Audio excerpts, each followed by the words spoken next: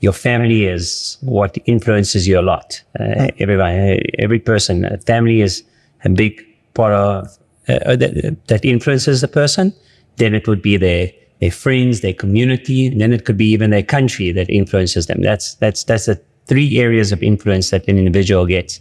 For me, my family was involved in importing, and a lot of friends of my family or my parents were importers.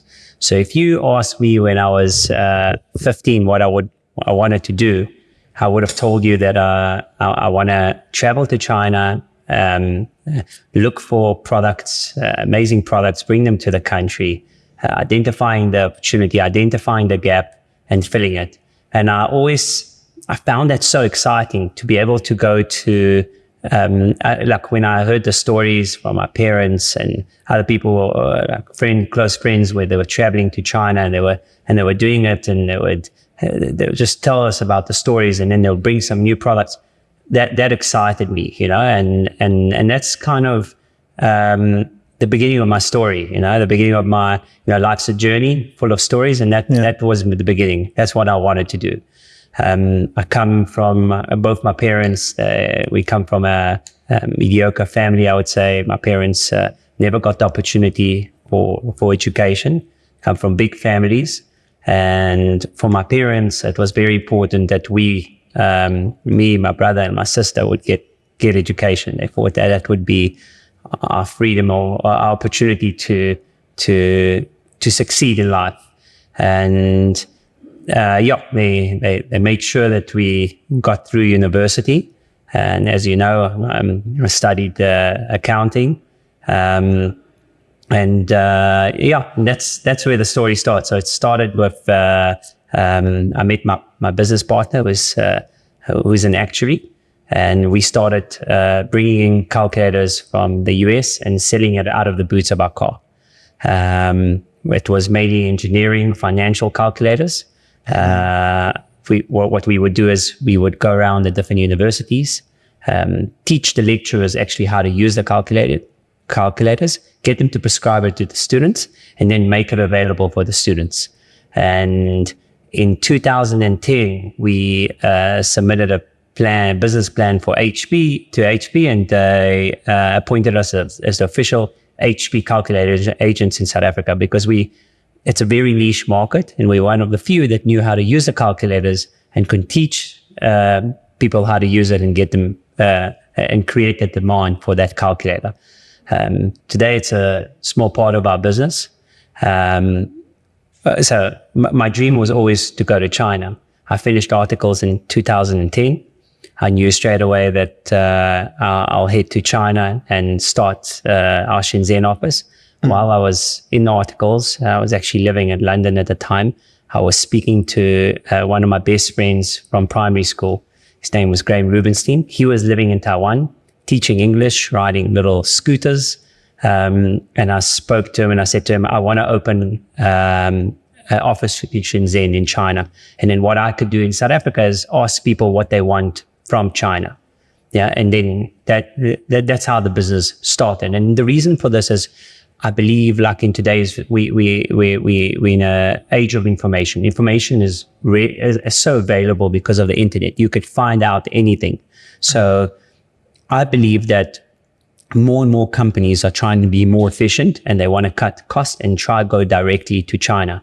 So I realized that if we had an office in Shenzhen where we can offer people a service where we help them source the factories, do the quality control on their orders, making sure that the goods that they ordered are coming through, they will use our services.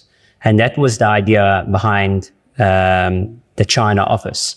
Mm-hmm. We opened it, I remember in 2011, Graham came from Taiwan. We opened that Shenzhen office. And how old are you at the time, 2011? I was 29. 29. Yeah. So we opened that Shenzhen office. We each, the rand to the RMB was 1-to-1. We each put 20,000 rand towards opening that office. SMD was running at the time, the calculators we were doing. So SMD is the business that started off as the calculator business. Yeah, sorry, maybe to clarify. SMD was the calculator business. We were doing calculators and flash drives. our biggest customers were the Van Schaick bookstores. So we were very focused on the student market. We would supply all the different universities across South Africa. We weren't supplying any of the retailers. And if you can think about it, the people that would use the financial calculators are students. They needed accounting students, finance students, engineering students. That was our target market at the time. In 2011, I was finishing my articles. I wanted to open a China office. It's always been part of my plan.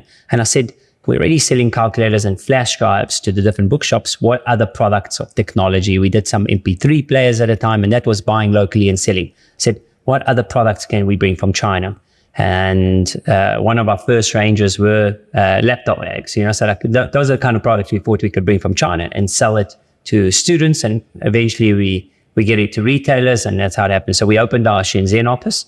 We had one employee, and Graham. It was probably about 20 square meters. That was the whole office, smaller than this boardroom today. Yeah. And I was running around here. Was the employee doing admin or? Admin. She was, obviously Graham was the foreigner, and the employee was a local, Chinese girl. She's still with us today. I'm going to say from 2011 to 2023, she's been with us, and she's been amazing. And so she was helping us with the sourcing. So whenever we wanted a product, she would go on Alibaba or a whole bunch of different websites in China to go try find the right factories. Graham would go visit the factories, make sure that they're good quality factories, and then we would bring the products to South Africa. Today in China, we have we're just around 80 people in our Shenzhen office. 80 people. 80. That excludes your South African staff. Excludes our South African staff. Sure.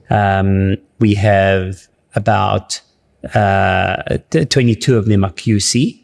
The rest are sourcing and logistics.